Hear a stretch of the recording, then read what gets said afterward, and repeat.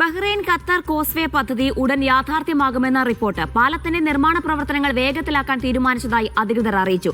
പദ്ധതി യാഥാർത്ഥ്യമാകുന്നതോടെ ഗൾഫ് മേഖലയിലെ ഗതാഗത ലോജിസ്റ്റിക്സ് രംഗം ചരിത്രപരമായ മാറ്റത്തിനാകും സാക്ഷ്യം വഹിക്കുക. ബഹ്റൈനെയും ഖത്തറിനെയും തമ്മിൽ കരമാർഗം ബന്ധിപ്പിക്കുന്ന പാലം ഉടൻ യാഥാർത്ഥ്യമാകും.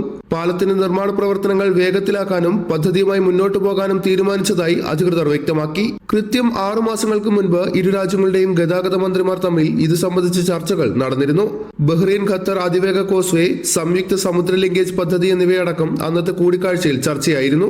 40 കിലോമീറ്റർ നീളത്തിൽ നിർമ്മിക്കുന്ന ഖത്തർ ബഹ്റൈൻ കോസ്വേ യാഥാർത്ഥ്യമാകുന്നതോടെ കരമാർഗം ഇരു രാജ്യങ്ങൾക്കുമിടയിലുള്ള യാത്രാ സമയം ഗണ്യമായി കുറയും. നിലവിൽ ബഹ്റൈനിൽ നിന്ന് ഖത്തറിലേക്ക് കരമാർഗം സഞ്ചരിക്കണമെങ്കിൽ സൗദി വഴി 5 മണിക്കൂറെങ്കിലും സമയമെടുക്കും.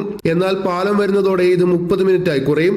കൂടാതെ എയർ കാർഗോയേക്കാൾ കുറഞ്ഞ ചിലവിൽ ചരക്ക് നീക്കം സാധ്യമാകുമെന്നതും നേട്ടമാണ്.